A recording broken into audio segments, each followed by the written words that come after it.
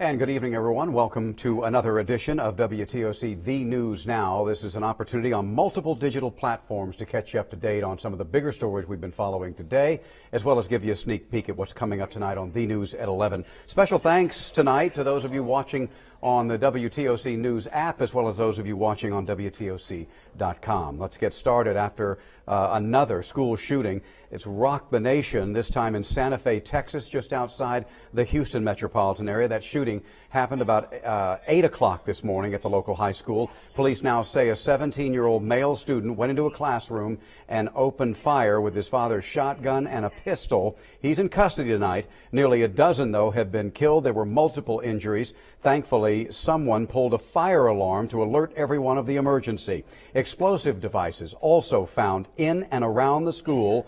Take a listen to one student as he goes step by step detailing what happened. It's with a very heavy heart that I can confirm that as of this time, there have been 10 lives that have been lost and another 10 that have been wounded. We grieve for the victims who lost their lives at Santa Fe High School, and we pray for the families who are suffering and will continue to suffer in the days to come. The high school, that was Governor Abbott of Texas. This is a picture of the alleged shooter. His name is Dimitrios Pagourtzis. WTOC will continue to follow developments. We'll bring you the latest both online and on air as soon as that information comes in, and there are updates coming through just about every hour.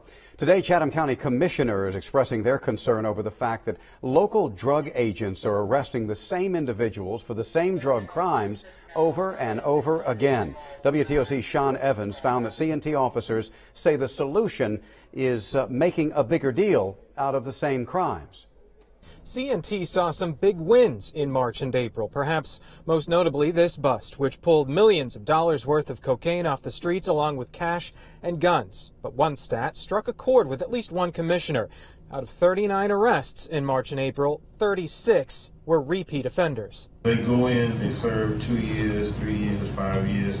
When they come out, they're right back doing the same thing. So is there anywhere in the law that we can move them over to federal time? It's a problem not lost on C&T Director Everett Reagan, who pointed out after his presentation that recently they arrested someone with 16 prior arrests, 7 of those by C&T on drug charges. Reagan says that has law enforcement agencies looking at cases against suspected criminals a little differently, especially when it comes to building cases that reach federal guidelines. Even if it's a small amount of drugs, that if they have a weapon and they're prior convicted felons, we get them ceasefire so they're under the federal system.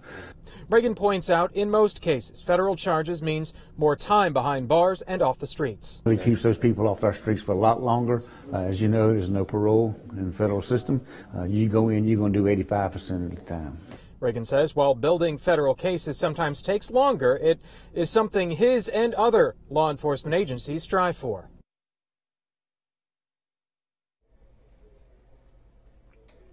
Savannah police also working to clean up violent activity in our streets. These 5 men we're about to show you here have all been indicted for gang activity. All of them were under investigation by authorities, we're told, for months. Our Jarvis Robertson has more on the dent it's made into a gang known as the Village Boy Soldiers out of the Carver Heights neighborhood.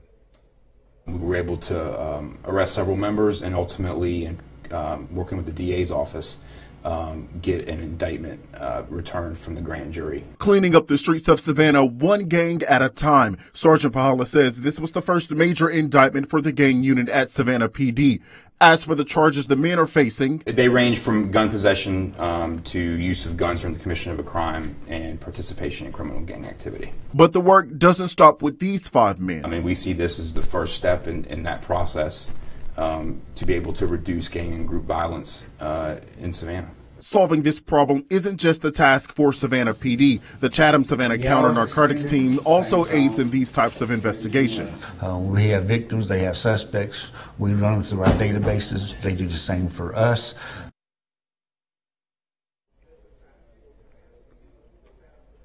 Jarvis Robertson reporting there. The investigation into the Village Boys soldiers took about a year before law enforcement could secure those indictments. Well, years of planning, tens of thousands of dollars just apparently thrown overboard. Dow Kennedy has more on a senior trip gone belly up. Parents and prosecutors have a slightly clearer look at how many students paid for a spot on the cruise, but the news isn't any better. GBI tells me they now count 60 students who have no spot despite giving money to a parent who volunteered to make all the arrangements. That number doesn't include the chaperones affected. Each one paid more than $1,060 for their reservation. This week, a few parents got notices their spots were canceled for non-payment. That sent the rest all searching for answers less than 2 weeks from the cruise. Now some parents who have a spot learned they've got balances due when their payment was supposed to cover everything. Parents of seniors have organized this cruise over recent years outside the school's authority. Now, some parents told me students who have spots still might not have smooth sailing. If they're underage and their chaperone doesn't have a spot, the cruise line may not let them travel alone. Some want the parent prosecuted now, while others say their first thought is getting their graduate their trip of a lifetime. Dow Kennedy, WTOC News. Coming up tonight on The News at 11, schools out for summer. Remember that song? Then you also remember that means tens of thousands of kids will not be in school. They'll be at home, on the streets, many with nothing to do. Tonight at 11, our Wright Gazaway is looking into programs that are opening up that will hopefully shut boredom down. That's coming up at 11. Also coming up right here at 9, meteorologist Jamie Ertl is going to talk more about the wet week we've just had and the fact that a repeat apparently is on the way. Until then, we hope you have a great night and a great weekend.